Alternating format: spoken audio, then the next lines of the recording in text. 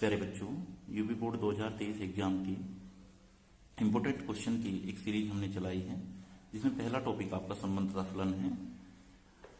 चलिए स्टार्ट करते हैं। संबंध तथा फलन। संबंध को अंग्रेजी में रिलेशन कहते हैं। संबंध क्या होता है इसे आप ध्यान से समझेंगे। यदि ए तथा बी दो अरिक्त समुच्चय हैं तो आर ए से बी में कोई संबंध कहलाता है यदि आर ए क्रॉस बी का उपसमुच्चय है, अर्थात आर उपसमुच्चय ए क्रॉस बी, ये उपसमुच्चय का निशान है। ठीक है, उपसमुच्चय के लिए सिंबल यूज करते हैं। अब यहां हमने कहा ए तथा बी दो अरिक्त समुच्चय हैं। अरिक्त समुच्चय का मतलब क्या हुआ? अरिक्त मतलब खाली नहीं है। ए में भी कुछ अवयव है और बी में भी कुछ अवयव है। तब हमने कहा है कि आर ए से बी में कोई संबंध कहलाता है यदि आर ए क्रॉस बी का उपसमुच्चय है। तो उसे हम किस प्रकार लिखते हैं? आर उपसमुच्चय ए क्रॉस बी। तो चलिए एग्जाम्पल से हम इसको समझते हैं। यदि a बराबर 1 2, ये कोई समुच्चय है जिसके दो अवयव हैं 1 2, तथा b बराबर 3 4, तो बताइए कि क्या R1 तथा R2 a से b में कोई संबंध है, जबकि R1 बराबर 1 3 1 4 2 3, R2 बराबर 1 व 3 2 व 3 4 व 1। तो हमें ये बताना है कि R1 और R2 में से a से b में कौन सा संबंध है और कौन सा नहीं है। चलिए, तो सबसे पहले हमें क्या करना चाहिए? परिभाषा के अनुसार परिभाषा क्या कहती है देखिए आप। परिभाषा ये कहती है कि अगर आर ए से बी में, आर हो या R1 हो R2 हो, कोई भी हो, ए से बी में एक संबंध है तो R1 उपसमुच्चय होना चाहिए ए क्रॉस बी का, और अगर R2 ए से बी में एक संबंध है तो R2 भी उपसमुच्चय होना चाहिए ए क्रॉस बी का। अब यहां दो बातें समझने लायक है। देखिए, एक तो ये कि ए क्रॉस बी होता क्या है, और दूसरा ये कि उपसमुच्चय क्या होता है। अब देखिए, ए क्रॉस बी क्या होता है? ए क्रॉस बी आपने 11th क्लास में पढ़ा होगा। अगर दो समुच्चय दिए हों तो उनके कार्तीय गुणनफल को हम ए क्रॉस बी लिखते हैं।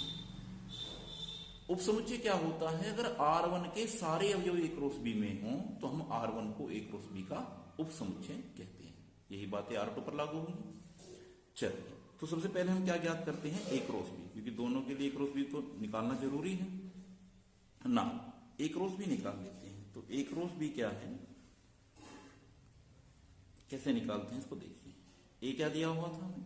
ए दिया हुआ है 1 2। बी कितना दिया हुआ है? बी दिया हुआ है 3 4। ये चल, इसीलिए ए क्रॉस बी। अब ए क्रॉस बी करते कैसे हैं? इसके लिए क्या करेंगे आप? जैसे यहां ए लिखा हुआ है, जो पहले लिखा है उसके हर एक एलिमेंट का जो दूसरे नंबर पर लिखा हुआ है, जैसे बी के साथ, बी के हर एक एलिमेंट के साथ युग्म बनाएंगे, पेयर बनाएंगे, जोड़ा बनाएंगे। जैसे देखिए, पहला एलिमेंट इसका 1, इसका 3, एक पेयर बन गया। फिर 1 4, फिर कितना हो जाएगा 2 3, और ये कितना हो जाएगा 2 4। तो ये हमारे पास में जो ए के अवयव थे 1 और 2, उनका 3 और 4 मतलब जो बी के अवयव थे सबके साथ पेयर बन गया, जिसे पहला एलिमेंट ए से लिया गया है और दूसरा एलिमेंट बी से लिया गया है। यही होता है ए क्रॉस बी। अब आपको ये चेक करना है, क्या R1 ए क्रॉस बी का उपसमुच्चय है? यदि R1 ए क्रॉस बी का उपसमुच्चय है तो परिभाषा के अनुसार R1 ए से बी में एक संबंध होगा। क्या R2 ए क्रॉस बी का एक उपसमुच्चय है? यदि R2 भी ए क्रॉस बी का एक उपसमुच्चय है, अर्थात इसके सारे अवयव, R2 के सारे अवयव ए क्रॉस बी में हैं, तो हम कह सकते हैं R2 भी ए से बी में एक संबंध होगा। तो यहां ध्यान दीजिए, R1 क्या है? 1 3, तो 1 3 है यहां, हाँ है। R1 में क्या है? 1 4 भी है, 2 3 भी है। तो इसका मतलब तो R1 के ये तीनों अवयव, यहां, यहां और यहां, ये तीनों किसमें हैं? ए क्रॉस बी में है। तो इसीलिए हम लिख सकते हैं, इसीलिए R1 उपसमुच्चय है ए क्रॉस बी का। इससे क्लियर हो गया कि ए क्रॉस बी का उपसमुच्चय है, क्योंकि इसके सारे अवयव इसमें हैं ए क्रॉस बी में। तब हम क्या कह सकते हैं? अतः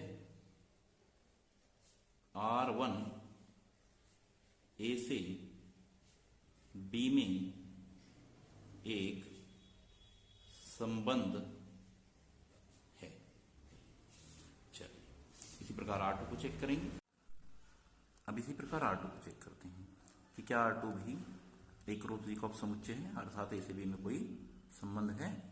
तो यहां देखिए R2 में आपके पास क्या है, R2 में आपके पास जो एलिमेंट है वो है 1 3 2 3 4 1। तो क्या ये तीनों अवयव एक रो बी में है, 1 3 तो है, 2 3 भी है, लेकिन 4 1 इसमें नहीं है। तो इसका मतलब क्या हुआ, इसका मतलब ये हुआ कि ये जो R2 है, R2 उप समुच्चय नहीं है एक रोस बी का। R2 एक रोस बी का उप समुच्चय नहीं। तो जब ये इसका उप समुच्चय नहीं है, इसीलिए implies that R2 ए से बी में कोई संबंध नहीं है।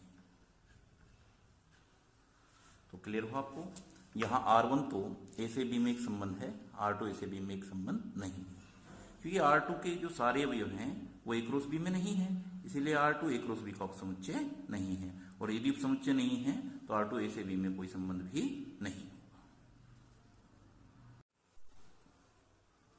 चलिए अब द्विआधारी संबंध के बारे में पढ़ते हैं। जैसा हमने संबंध पढ़ा था ऐसे ही पढ़ते हैं द्विआधारी संबंध। क्योंकि द्विआधारी संबंध क्या होता है, बाइनरी रिलेशन। इसे अंग्रेजी में क्या कहते हैं, बाइनरी रिलेशन। अब कोई रिलेशन बाइनरी कब कहलाता है, यदि R ए क्रॉस ए का उपसमुच्चय है तो R एक द्विआधारी संबंध कहलाता है, द्विआधारी संबंध कहलाता है। तो संबंध में क्या था कि संबंध में तो हमने पढ़ा था कि अगर R ए क्रॉस बी का है, R ए क्रॉस बी का उपसमुच्चय है, तो हम R को ए से बी में एक संबंध कहते हैं।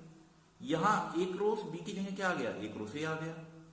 ए क्रॉस ए जब आएगा तो उस संबंध को हम द्विआधारी संबंध कहेंगे। है तो ये भी संबंधी, लेकिन इसका नाम क्या हो जाएगा, द्विआधारी संबंध, जब दोनों जगह एक ही जैसा समुच्चय यूज किया हो, है ना। अच्छा अब द्विआधारी संबंध के प्रकार, द्विआधारी संबंधों के प्रकार। अब द्विआधारी संबंध के प्रकार क्या होते हैं, पहला है सुतुल्य संबंध, दूसरा है सम्मित संबंध, तीसरा है संक्रामक संबंध। ये एग्जाम की दृष्टि से काफी इंपॉर्टेंट है, बहुत ज्यादा इंपॉर्टेंट है। आप इनकी परिभाषा को पहले ध्यान से समझिए, उसके बाद क्वेश्चन लेंगे। पहला संबंध जो है वो आपका क्या है, सुतुल्य संबंध। सुतुल्य संबंध क्या होता है, देखिए किसी समुच्चय ए पर कोई संबंध R सुतुल्य संबंध कहलाता है यदि A belongs to R for all A belongs to A. ये परिभाषा आपको याद रखनी है, एग्जाम्पल से आपको क्लियर हो जाएगी। एग्जाम्पल देखिए, यदि a बराबर 1 2 3 ये कोई समुच्चय है जिसके अवयव कितने हैं, 1 2 3 है, तो इस पर कोई संबंध R ऐसा है कि एक का संबंध एक से है, मतलब 1 1 2 2 3 3 1 3 2 1। अभी आपको ये नहीं सोचना है कि ये आया कैसे है, बस फिलहाल आप इतना समझिए कि ये जो समुच्चय दिया हुआ है इस पर कोई संबंध R अगर ऐसा दिया हो कि एक का संबंध एक से है, दो का संबंध दो से है, तीन का संबंध तीन से है, एक का संबंध तीन से है, दो का संबंध एक से है, तो ये एक सुतुल्य संबंध हुआ। क्यों, क्योंकि परिभाषा क्या कहती है, देखिए परिभाषा ये कहती है कि A belongs to R for all A belongs to A. इस बात का मतलब क्या है, फॉर ऑल प्रत्येक के लिए। इस बात का मतलब ये है कि ए के जितने भी एलिमेंट हैं, जितने भी अवयव हैं ए में, वे सभी अपने आप से संबंधित हो। जैसे एक का संबंध एक से हो, दो का संबंध दो से हो, तीन का संबंध तीन से हो, बाकी चाहे कुछ भी हो, बाकी चाहे कुछ भी हो, 1 का 3 से होने दो, 2 का 1 से होने दो, उससे मतलब नहीं है। आपको सिर्फ ये देखना है कि अगर ए में यहाँ 1 2 3 दिए हैं, मतलब 3 एलिमेंट दिए हैं, तो इनका आपस में संबंध अपने आप से ही संबंध होना चाहिए। जैसे 1 का 1 से, 2 का 2 से, 3 का 3 से, बाकी कोई भी रिलेशन हो उससे मतलब नहीं है। तो आप R को एक सुतुल्य संबंध कहेंगे, तब R क्या कहलाता है, एक सुतुल्य संबंध कहलाता है। जैसे अनदर एग्जाम्पल, एक और एग्जाम्पल मैं लेता हूं, एग्जाम्पल नंबर 2।